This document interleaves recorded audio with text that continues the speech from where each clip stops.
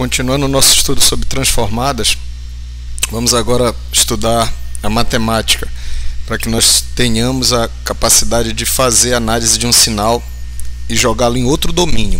Nós vamos enfatizar principalmente a análise de Fourier, mas nós vamos tratar também de outras transformadas. E eu gostaria de esclarecer, como não é uma abordagem convencional, qual é o roteiro que nós vamos seguir. Nós vamos fazer primeiro um estudo de transformadas em bloco. Tipicamente, livros-textos como do Oppenheim e do Wilski, eles começam tratando transformadas e séries de Fourier.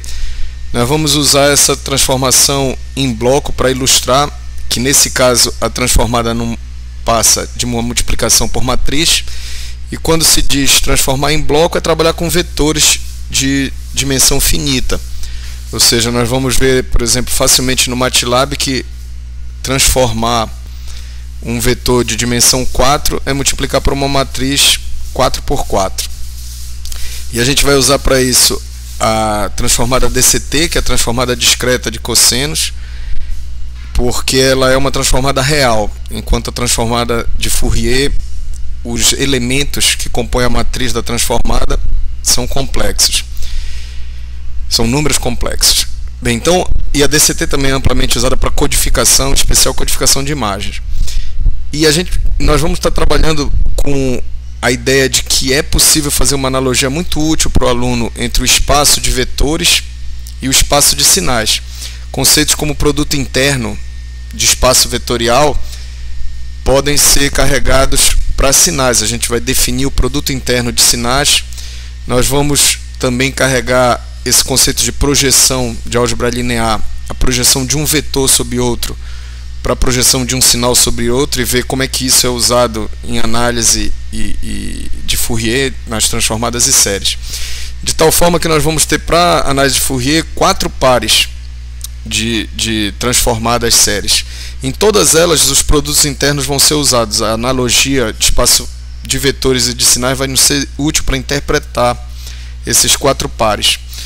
Então, depois de visto Fourier, a gente pode então tratar Laplace, que é uma ferramenta mais poderosa. Ela estende a transformada de Fourier, permite analisar sinais que não são basicamente passíveis de serem analisados por sinais de Fourier. Ela estende a gama de sinais para a qual a transformada existe, e ela é usada para sinais de tempo contínuo, e a transformada Z é seu equivalente para tempo discreto.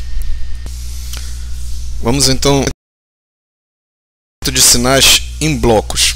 Esse conceito ele aparece porque uma boa parte dos sinais que nós manipulamos aí tem uma duração maior do que aquela que a gente pode estar lidando em um determinado instante de tempo. Então aqui está uma representação de um sinal unidimensional, o tempo aqui na abscissa. Isso pode representar a voz de alguém conversando ao telefone. Então é óbvio que você não pode esperar um tempo grande para poder começar a processar essa voz a fim dela ser enviada para o outro lado. Então o que se faz em telefonia, por exemplo, é segmentar em janelas ou frames, que a gente aqui vai chamar de blocos, que tem uma duração de 20 milissegundos. Então, à medida que a gente vai caminhando ao longo do tempo, eu vou retirando esses segmentos de 20 milissegundos. Então, se eu considerar que a frequência de amostragem é 8.000 amostras por segundo, eu tenho em 1 milissegundo, eu vou ter 8 amostras. Então, em 20, eu tenho 160 amostras. Então, basicamente, eu retiro 160 amostras, processo. Que tipo de processamento é esse? Considerando que elas já estão convertidas em um sinal digital, eu posso aqui fazer uma transformada, considerar as 160 amostras como sendo um vetor X e fazer uma transformada em cima dela. Na prática, se usa codificadores de voz que fazem uma análise que chamam de predição linear, LPC, e aí é codificado o filtro, a LPC e a excitação. Mas o básico aqui para o nosso estudo é esse X, então, ele é um valor de vetor aqui, depois eu passo a ter um outro vetor, depois um outro vetor, e eu vou tratando de 160 e 160 amostras, por exemplo. Em imagem, digamos que você tenha comprado o seu telefone smartphone mais caro, então isso daqui seja um número muito grande de pixels. Enquanto isso eu estou usando um bem barato que tenha, por exemplo, 640 por 1000 pixels. Então essa imagem é formada pelos pontinhos que a gente chama de pixel, e na hora que eu quero processar, o número de pixels pode ser muito grande, e aí eu posso então segmentá-la em blocos. Então eu posso lidar, por exemplo, com blocos de 8 por 8 pixels, e esses 64 números são organizados sob a forma de matriz, e aí eu posso usar uma transformada como a DCT para transformar esses 64 números em outros 64 números e aí processar esse bloco, depois esse bloco e assim por diante. Então o que para nós é interessante é observar que essa capacidade de segmentar sinais e trabalhar em blocos vai permitir então que os nossos sinais sejam representados por vetores ou matrizes de uma dimensão até pequena. Então, considerando que eu já tenho o meu sinal representado por um vetor x, uma transformada em bloco pode ser entendida como a multiplicação por uma matriz. Se essa transformada é linear, e as nossas transformadas serão lineares, isso se torna matematicamente equivalente por essa simples multiplicação, e eu tenho então o vetor y com os elementos podendo se chamar de coeficientes, podendo serem chamados de coeficientes da transformada.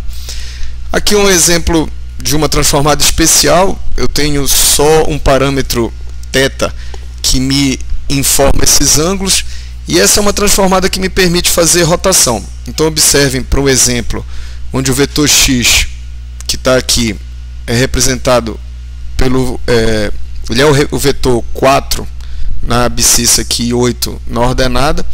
Então, se eu observar a transformação usando o ângulo de 90 graus, eu vou obter um vetor y fazendo a multiplicação por aquela transformada, estando nessa direção. E aí há conceitos interessantes no sentido de que há transformações que não vão mudar a norma do vetor. Então, nesse caso aqui, se eu estou só fazendo uma rotação, eu não tenho a mudança dessa norma. Um outro conceito interessante é o da base do espaço vetorial que a gente está lidando. Então essa base canônica, representada aqui pelo I e J, que são vetores 1, 0 e 0, 1, ela é uma base simples. Mais adiante a gente vai ver que bases podem ser formadas por senos e cossenos, que são de frequências harmônicas, ou seja, múltiplas de uma fundamental. Mas isso é quando nós fizemos analogia com espaço de sinais. Por enquanto, vamos entender então essa transformação como sendo a multiplicação por uma matriz, onde eu transformei o x num vetor novo no vetor y. Um conceito fundamental no nosso estudo de transformadas vai ser o de produto interno. Então, revisando o produto interno, quando definido para vetores, há várias possíveis definições de produto interno, mas tipicamente a gente tem para um vetor x, produto interno contra o vetor y, sendo definido como a norma do x multiplicada pela norma do y vezes o cosseno do ângulo θ formado entre o x e o y. Matematicamente eu também posso encontrar esse produto interno multiplicando cada elemento pointwise do x pelo y, fazendo com que x1, y1 seria o primeiro elemento do x multiplicado pelo primeiro elemento do y, mais o segundo pelo segundo do y, dimensão n. Então isso é equivalente a isso, como a gente pode ver nesse exemplo. O nosso exemplo vai ter o x como sendo 3 e 0, e o vetor y eu vou, por comunidade, assumir o 1 e 1, de tal maneira que eu tenho uma relação que eu saiba o ângulo θ facilmente, ou seja, o x está aqui, ó, ele tem aqui 3 e 0 é o x, e o y está aqui, onde isso aqui é 1, isso é 1. De tal maneira que eu sei que esse ângulo formado por eles, o θ, ele é 45 graus. Então nesse caso fica mais fácil, porque eu primeiro vou calcular o produto interno usando essa ideia. E é bom revisar então a norma de um vetor x. Ele basicamente, nesse caso aqui, é aplicar Pitágoras. Seria, de uma forma geral, eu somar os quadrados de cada um dos elementos, depois tirar a raiz quadrada. Então essa seria a norma do vetor. Então, aplicando essa fórmula da norma para o nosso vetor x, eu tenho então que a norma dele vai ser 3 ao quadrado, 9, e a raiz quadrada então é 3. Uma outra maneira de enxergar é que o próprio 3 aqui já indica a norma dele. Para o nosso vetor y, eu tenho que a norma vai ser 1 ao quadrado mais 1 ao quadrado, raiz quadrada de 2. E o cosseno do ângulo que eles formam é raiz de 2 sobre 2. Cosseno de 45 graus. E quando eu calculo o meu produto interno por aqui, eu encontro então 3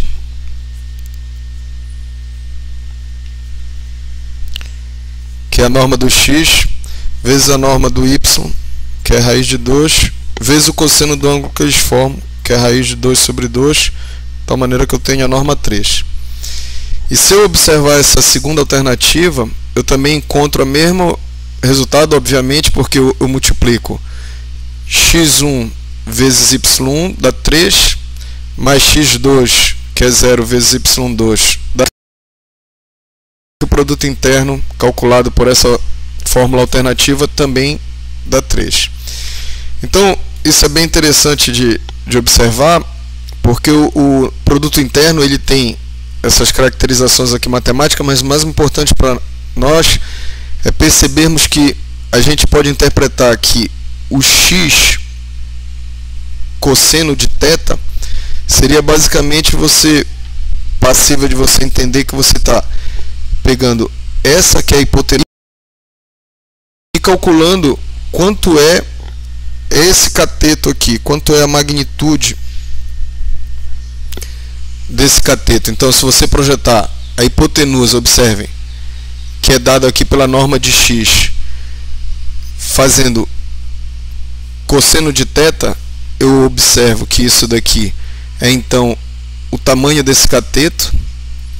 E aí então o produto interno pode ser interpretado por você projetar um vetor na direção do outro vetor e multiplicar as duas normas, a norma da projeção pela norma do vetor de referência, que aqui no caso é o y.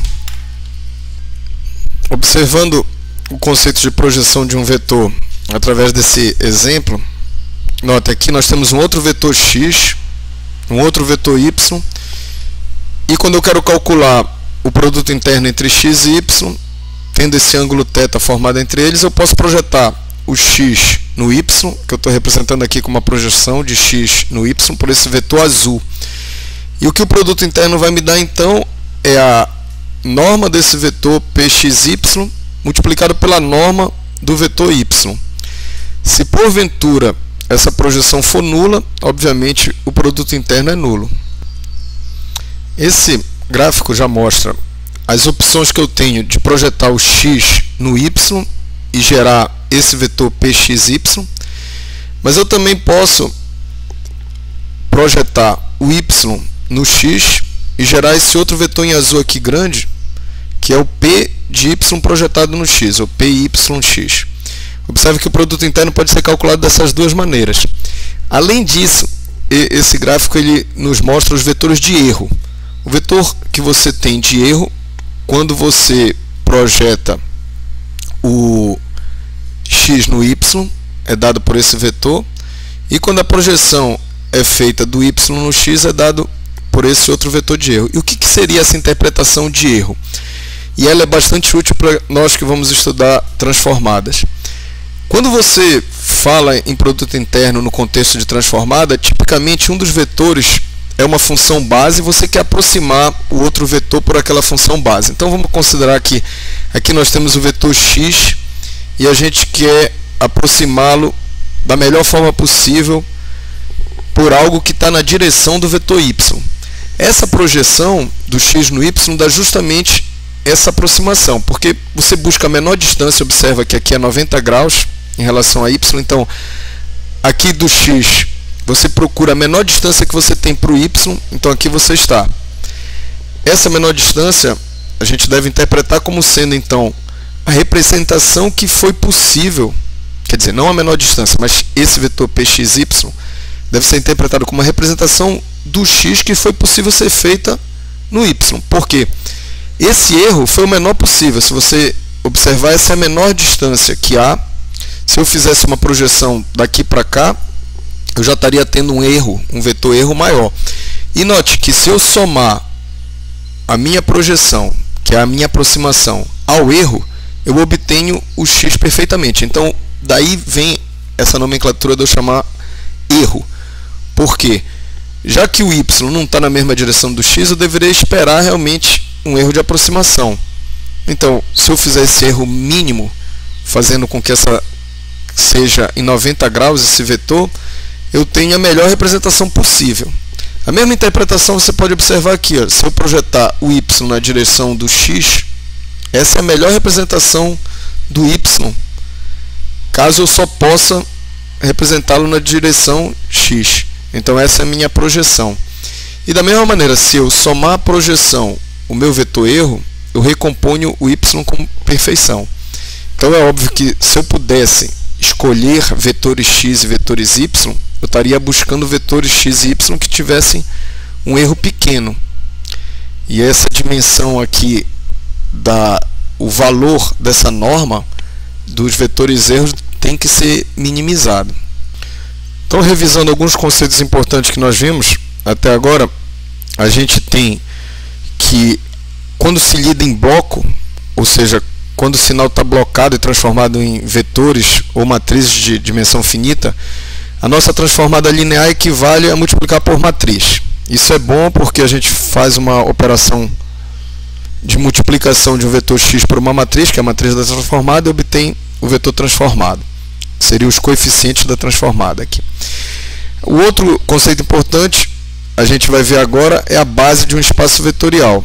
Ele vai nos ajudar a entender a projeção através de uso de produto interno, que tem esse conceito de erro de aproximação que a gente já viu, e esse conceito então a gente vai estar usando em transformadas, e agora a gente vai falar um pouco sobre base de um espaço vetorial e por que é interessante fazer com que essa base seja formada por vetores que sejam ortogonais. Vamos agora estudar o conceito de base de espaço vetorial, basicamente uma rápida revisão.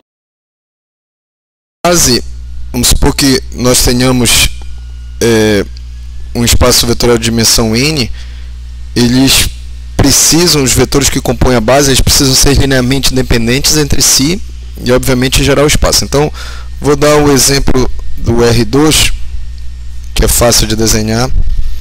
Então, se eu quero estar apto a gerar qualquer vetor nesse espaço R2, eu posso escolher como base, por exemplo, esse cidadão, uma possibilidade, e um outro seria esse.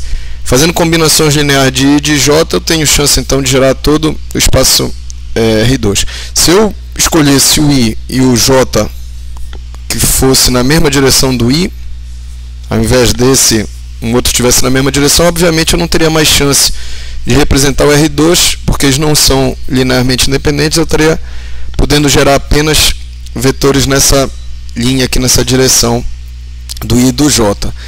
Então, esse conceito para nós de independência, ele é interessante quando a gente impõe que os vetores também sejam ortogonais. E observem que qualquer conjunto de vetores que sejam mutuamente ortogonais, eles vão ser linearmente independentes. Então aqui é um outro conceito, não são sinônimos, ortogonalidade, mas ortogonais são aqueles que formam no espaço R2 90 graus.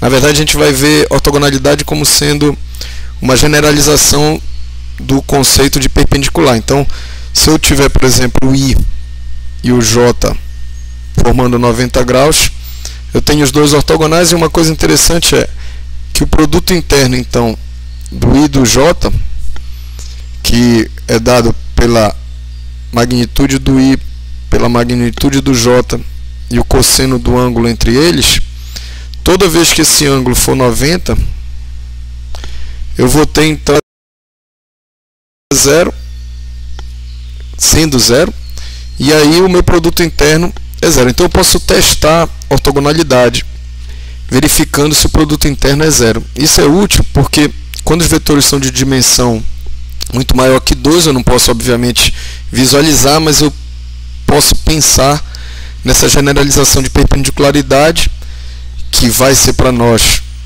o ortogonal entre os dois vetores, e essa ortogonalidade vai ser checada facilmente. Eu posso calcular produto interno e verificar se eles são zero.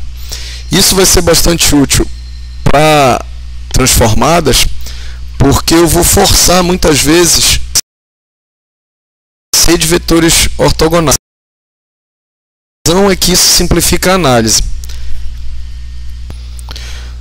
Vamos contrastar então o que seria análise versus síntese. São etapas normalmente usadas em transformação, a gente vai fazer esse paralelo. A análise e a síntese vão ser vistas. Você definiu já bases, por exemplo, I e J. Síntese seria você obter um vetor x. Eu vou multiplicar a primeira base por 4 e a segunda por 8 e obter então o meu vetor x representado por essa combinação linear de I e de J. Eu vou covardemente aqui assumir as bases canônicas. Então, por exemplo, o I vai estar localizado aqui e o J, né? Então o I aqui como sendo 1 e 0. Então deixa eu escrever aqui I como sendo 1, 0, e o J como sendo 1. Ora, então no caso o vetor resultante essa base I, J, 4 e 8. Certo? Então a síntese ficou simplificada porque quem multiplica a base I vai aparecer aqui e quem multiplica a base J vai aparecer aqui. Certo? E aí a análise, que é muitas vezes o que a gente chama de cálculo da transformada, que é encontrar os coeficientes, é o caminho inverso. Notem, se eu tiver o x, eu tenho 4 e 8. Certo? Isso é dado. Eu quero achar quem são os coeficientes. Eu vou escrever de uma forma geral alfa, que multiplica a primeira base, e beta. Eu quero encontrar quem são os coeficientes alfa e beta que geram o vetor x. Então essa é a análise.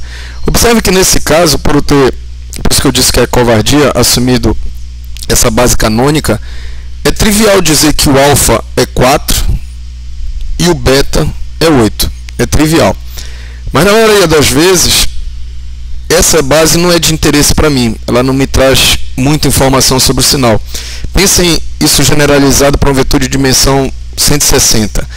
O que eu poderia estar dizendo com uma base 1, 0, 0, 0, 0, 0, depois 0, 1, 0, 0, 0, ou seja, uma base canônica como essa, que a primeira amostra, né, é basicamente o primeiro coeficiente, a segunda, etc. Ou seja, essa minha análise é como se eu estivesse fazendo uma multiplicação pela matriz identidade. Eu não tenho informação nova, então não vai ser uma base usada. Nesse caso, a análise não é tão trivial como aqui eu estou obtendo os coeficientes por uma expressão simples. Eu vou dar um segundo exemplo, então, onde isso aparece. Notem, nós vamos estar atrás de bases que sejam ortogonais, isso é importante, elas façam 90 graus entre si, para que nos simplifique a análise, como a gente vai ver mais adiante. Nesse segundo exemplo, ao invés de eu adotar uma base, como aqui foi feita 1 em 0, 0 em 1 a canônica, eu vou simplesmente listar as propriedades que eu quero dela. Primeiro, eu tenho uma base qualquer, I e J, mas eu imponho que elas sejam ortogonais. Os dois vetores são ortogonais. No R2, no caso, eles estariam, por exemplo, formando 90 graus. Mas, além disso,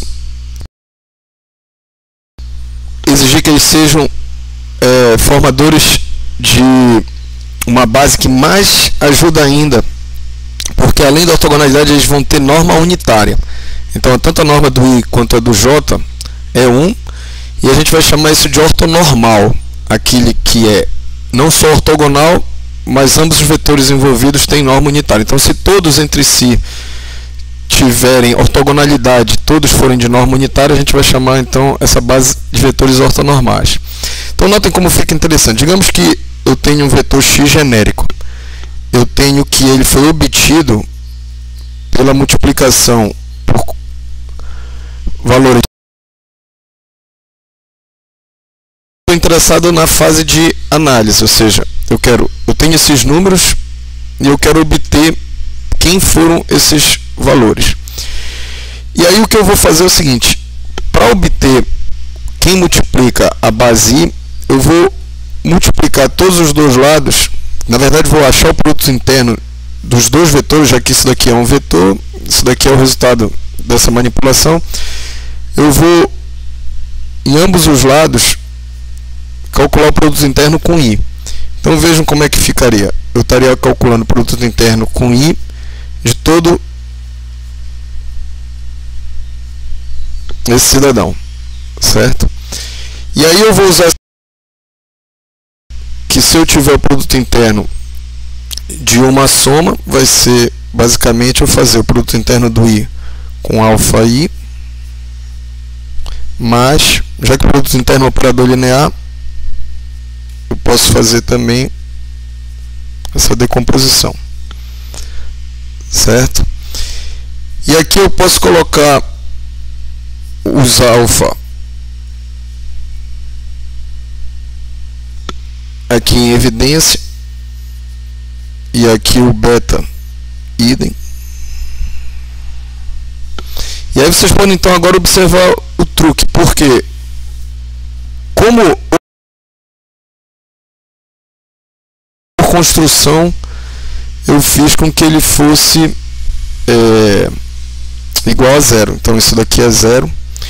E um outro resultado aqui que a gente pode resgatar é que se eu faço o produto interno de um vetor I com ele próprio, como aqui, pensem que aqui eu vou levando cada elemento ao quadrado, não é isso? E aí eu tenho então que isso é equivalente à norma do I sem a raiz quadrada, ou seja, a norma do I ao quadrado. E se eu fiz essa norma ser igual a 1, pela imposição de ortonormalidade, eu tenho que isso daqui é 1.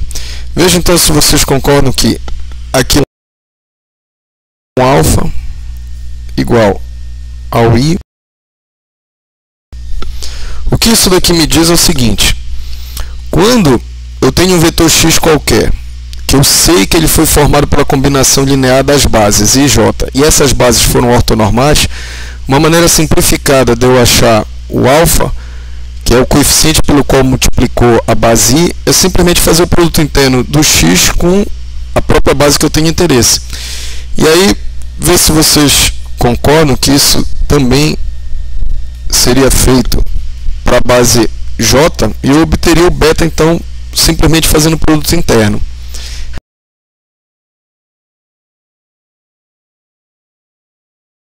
Se fazer a obtenção análise através de produtos internos com o vetor que a gente está analisando.